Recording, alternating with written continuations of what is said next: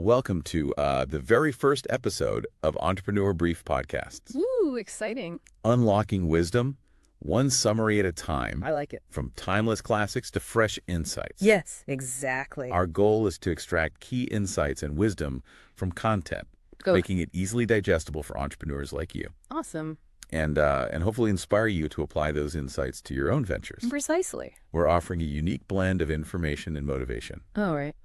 So for our inaugural deep dive, we're turning to the oracle of Omaha himself, Warren Buffett. Okay.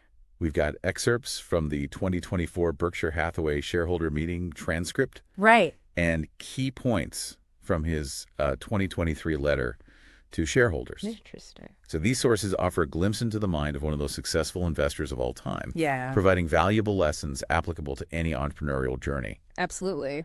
One of the biggest takeaways that really struck me Yeah. was Buffett's emphasis on achieving slightly better results consistently. Yeah. He actually used that phrase, slightly better. Okay. And it's fascinating because he's basically saying that expecting those dramatically outsized returns Right. is unrealistic in today's landscape. It's a powerful message. It really challenges that get-rich-quick mindset that's so prevalent. Technically. He's advocating for building a business that delivers consistent value over time, not chasing fleeting trends. Right. It's slow and steady, wins the race. Exactly. He even highlighted this concept by talking about Berkshire's long-term holdings, Yeah. like Coca-Cola and American Express. Okay. These are companies that have stood the test of time, Right. proving that enduring success comes from identifying businesses with strong fundamentals and then holding on to them. It's like ignoring the short-term noise in the market and focusing on the bigger picture. Right. Think about it like building a house. You need a strong foundation to withstand any storm. Exactly. That's what these businesses represent. Now, to build that strong foundation for your business, Yeah. understanding consumer behavior is key. Buffett actually shared this great anecdote about how deeply understanding consumer behavior led to Berkshire's investment in Apple.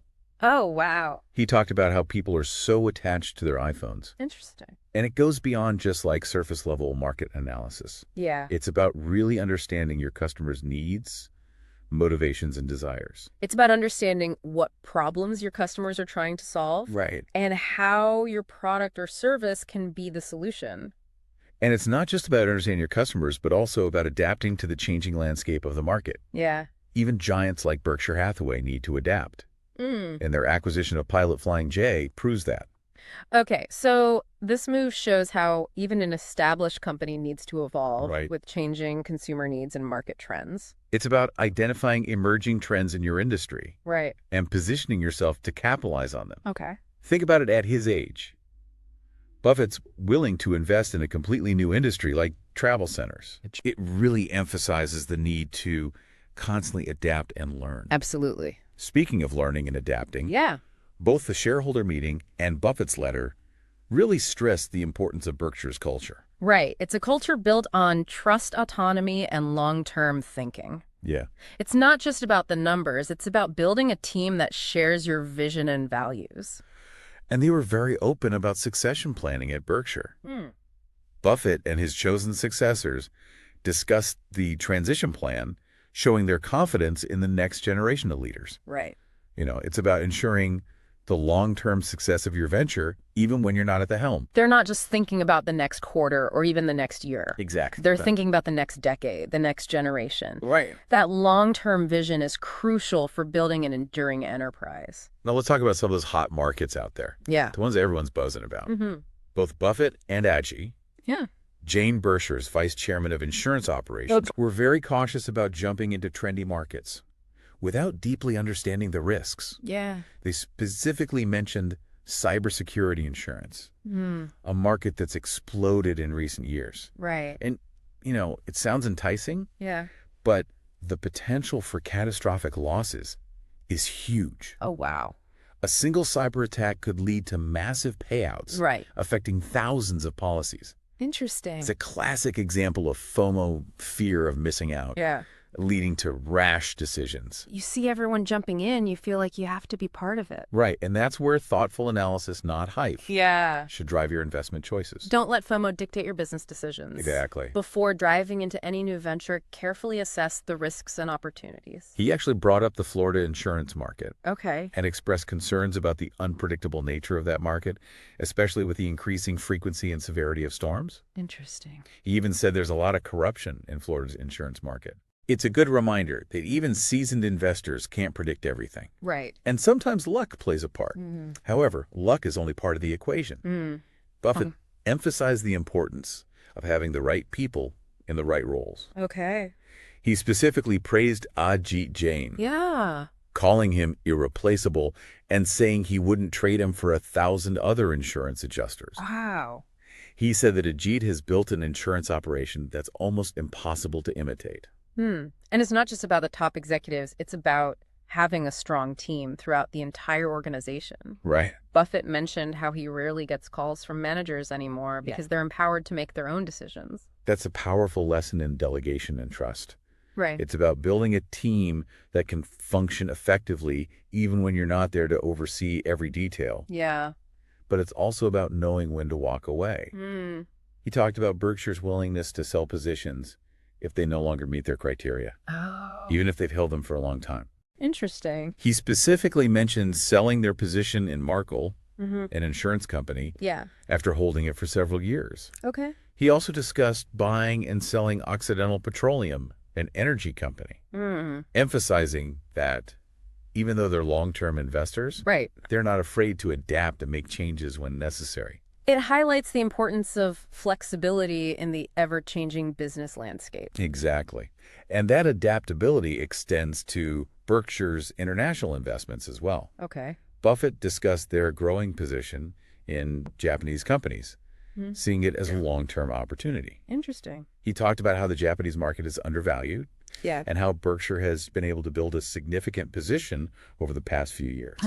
He specifically highlighted how they financed most of their Japanese investments with yen-denominated debt, Right. which actually resulted in a gain for Berkshire due to the weakening yen. It's a smart use of financial engineering to enhance returns, showcasing their ability to think outside the box and be creative. Yeah. He even mentioned receiving a recent investment proposal from Canada, a market where Berkshire has become increasingly active. Interesting. He stressed that Berkshire is open to investing globally, Oh. as long as the opportunity aligns with their criteria. All right. But he also acknowledged that the U.S. market remains their primary focus, Yeah. stating that they're unlikely to make any major investments outside the U.S. Okay. because they understand the U.S. market better and feel more comfortable operating there. It's about playing to your strengths and focusing on what you know best. Right. It's about recognizing opportunities while also acknowledging the importance of operating within your comfort zone. Now, speaking of challenges, let's talk about BNSF, Okay. Berkshire's railroad subsidiary, and a massive operation. Yeah. He actually called BNSF an essential part of America's economic future because it's the most efficient way to move heavy materials over long distances. Right. He went so far as to say that the country can't run without rail. Wow. But he also acknowledged that BNSF has faced some headwinds in recent years, with profit margins slipping compared to other major railroads. Interesting. He attributed this to several factors. He talked about the rising costs of labor and materials, Yeah. increasing competition from trucking, Right. and the challenges of maintaining a vast and aging infrastructure. Okay. He even brought up the tragic issue of suicides on railroad tracks, Oh, wow. highlighting the human cost associated with every business. It's a somber reminder that there's more to business than just profits and losses. Exactly. There's a human element that we should never forget. However, despite these challenges, Yeah. Buffett remains optimistic about BNSF's long-term prospects. Okay. He believes their vast service territory is second to none and expects their margins to improve in the future It's about maintaining a long-term perspective. Right. and not getting discouraged by short-term setbacks. He even addressed a question about the potential impact of AI on Berkshire's businesses, Oh, interesting. while admitting he doesn't know much about AI. Right. He speculated that it will likely have the biggest impact on labor-intensive businesses, potentially leading to more leisure time for workers. That raises an intriguing question. What will people do with that newfound leisure time? Right. It's a question that goes beyond economics and ventures into the realms of sociology and philosophy. Exactly. What does a meaningful life look like in an age of automation? Now, someone asked Buffett about Berkshire's ability to absorb U.S. debt, Okay. especially since the Treasury market has grown significantly since the 2008-2009 financial crisis. It's a question on many people's minds, especially with concerns about rising interest rates and inflation. Right. His response was quite insightful.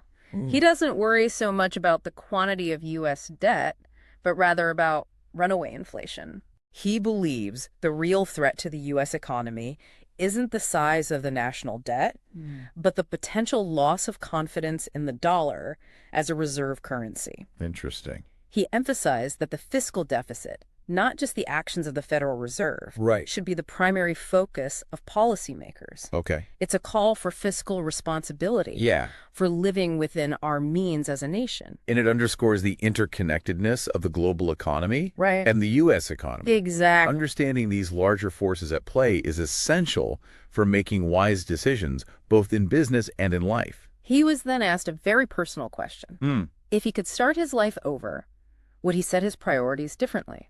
Oh, wow. It's a question that prompts us to reflect on our own choices and values. Right. His answer was quite touching. Yeah. He talked about the importance of family and spending time with loved ones. He said that if he could go back, he would spend more time with his wife and children. He even shared an anecdote about running away from home as a teenager, which got a few laughs from the audience. But he also acknowledged that he's led an extraordinary life Yeah. and is grateful for the opportunities he's been given. It's a poignant reminder that even the most successful people have regrets, Right. that there are always trade-offs in life. Yeah. But it also emphasizes our power to choose our priorities and shape our own destinies. Exactly. We can learn from our mistakes, adapt and strive to live fulfilling lives.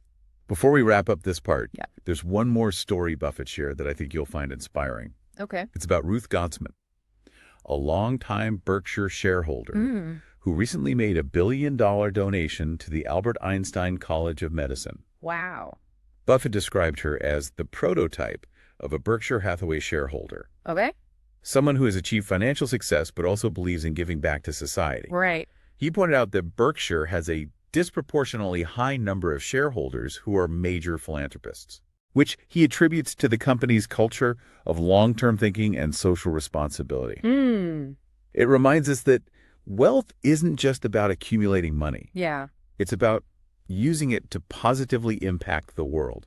It's a powerful message that resonates deeply with the values we aim to share through this podcast. Exactly. It's about using your success to uplift others and make a difference. So let's pause here for now, Okay. and we'll continue our deep dive in part 2, All right. delving further into the insights gleaned from the shareholder meeting and Buffett's letter. Sounds good. Stay tuned. Can't wait. Ruth Gottsman's story. It's fantastic example of the impact one person can make. Absolutely. But it's not not an isolated incident. Right. Buffett emphasized that many other Berkshire shareholders have quietly made significant contributions to their communities. It's like a hidden network of philanthropists almost, Yeah. connected by their belief in Berkshire Hathaway Right. and its values. They've achieved success. Yeah. But also recognize their responsibility to give back. They're not seeking recognition. No. They're driven by a genuine desire to do good. It really speaks volumes about the people Yeah. drawn to Berkshire Hathaway. Now, shifting gears a bit, did you catch Buffett's mention of an apperceptive mass moment? Oh, yeah. He was talking about his decision to invest heavily in Apple and described it as a sudden realization Uh-huh. where everything just clicked into place. Yeah, it's that aha moment Yeah. when you see things in a new light. He talked about how attached people are to their iPhones, Right. that they'd rather give up their second car than their phone. It highlights the importance of understanding consumer behavior Yeah. at a deep, almost subconscious level. It's about trusting your intuition, Yeah. that gut feeling that tells you Oh. when something is truly special. It's those moments that can define our lives, both personally and professionally. Speaking of defining moments, let's talk about Berkshire Hathaway Energy, Okay. or BHE. It's been in the news a lot lately Yeah. because of the wildfires in the western states. It's a complex issue. Yeah. And Buffett was very open about the challenges they're Yeah. facing. He admitted they made a mistake Uh-huh. in not anticipating the changes in regulatory returns, particularly in states like California and Hawaii. He discussed how the traditional model of regulated utility returns has been disrupted in some states, making it difficult for utilities to operate profitably. He even mentioned the possibility of bankruptcy Wow. for some utilities if the regulatory environment doesn't improve. He specifically mentioned Pacific Gas and Electric, Right. California's largest utility, Yeah. which went bankrupt in 2019 due to billions in liabilities from wildfires. It's a stark reminder that even seemingly stable industries Yeah. can be disrupted by unforeseen events. It highlights the importance of adaptability and risk management, Yeah. especially in an era of climate change. But despite these challenges, Buffett expressed confidence in BHE's ability to navigate the situation. Okay.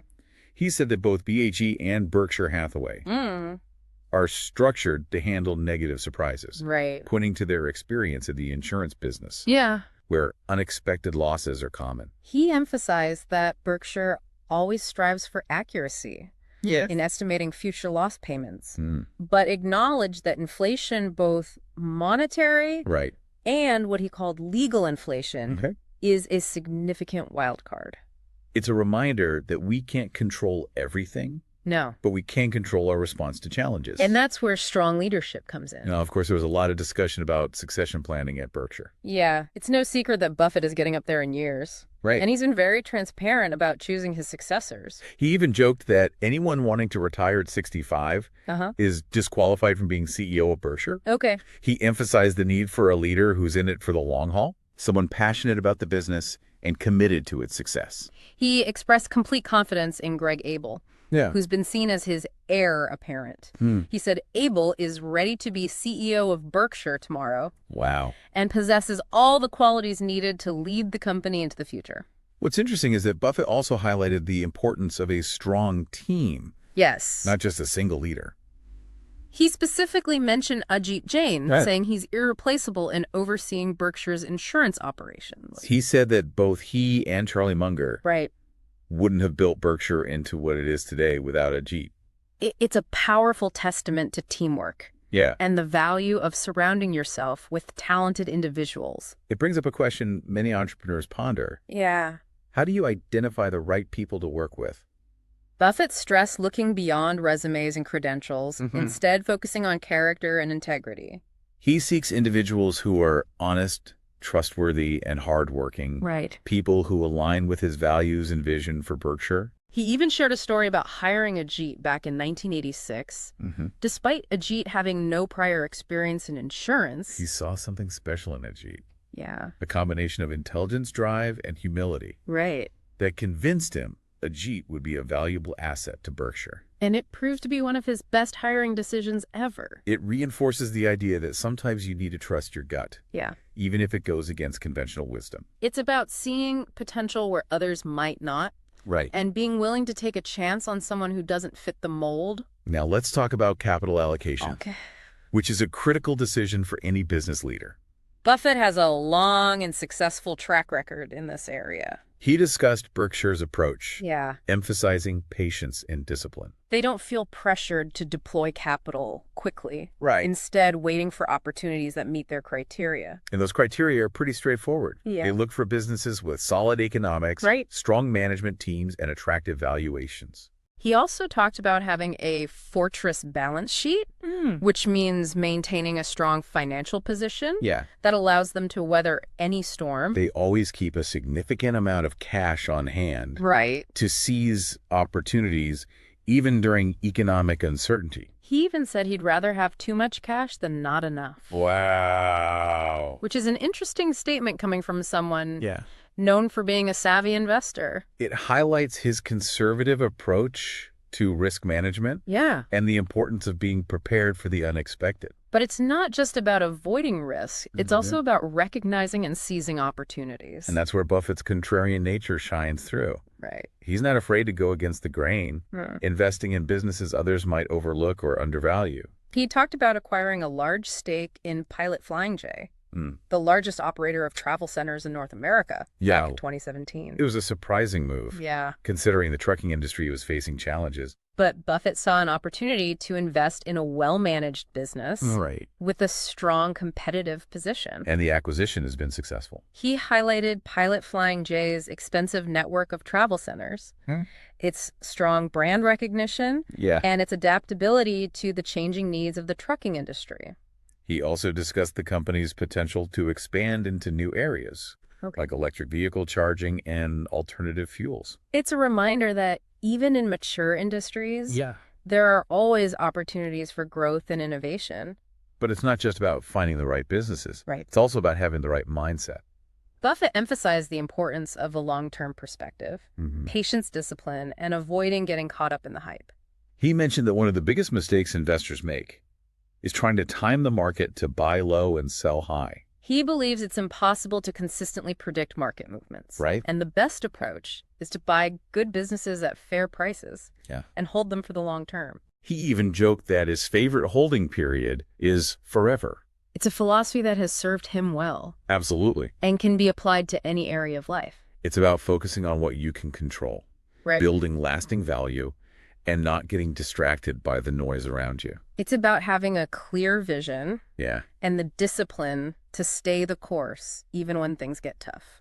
Now let's shift gears and talk about adaptability. Okay. Which is crucial for entrepreneurs in today's rapidly changing business landscape. Buffett has often said that adapting to change is key to success in business. And this is even more true today with technological disruption, geopolitical uncertainty, and shifting consumer preferences. He talked about how Berkshire Hathaway has adapted over the years as its businesses have grown and the world has changed. He gave the example of BNSF, which has invested heavily in technology and infrastructure to keep up with the demands of the global economy. He also mentioned Berkshire Hathaway Energy's adaptation to the challenges of climate change by investing in renewable energy and developing new technologies to reduce their carbon footprint. He emphasized that adaptability is not just about responding to external pressures, but also about proactively seeking new opportunities. He discussed Berkshire's recent investments in companies like Apple and Amazon, which he sees as leaders in innovation and growth. He encouraged entrepreneurs to be open to new ideas, experiment, and be comfortable with failure as part of the learning process. He said the only way to stay ahead is to be constantly learning and evolving, embracing change rather than fearing it. He even quoted Charles Darwin, saying, "It is not the strongest of the species that survives, nor the most intelligent that survives. It is the one that is the most adaptable to change." It's a powerful reminder that adaptability is essential for survival. Absolutely. In today's business world. And that adaptability starts with having the right mindset. It's about challenging your assumptions. Questioning the status quo and being open to new ways of doing things. It's about being comfortable with ambiguity. Not having all the answers. And being willing to take risks. It's about being a lifelong learner. Constantly seeking new knowledge and experiences. And it's about fostering a culture of innovation within your organization. Where people are encouraged to come up with new ideas. And experiment with new approaches. The key is to create an environment where failure is seen as a learning opportunity. Not a setback. It's about cultivating curiosity. Encouraging people to ask why. And challenge conventional wisdom. And it's about embracing change. Even when it's uncomfortable or disruptive. Because ultimately the only constant is change itself.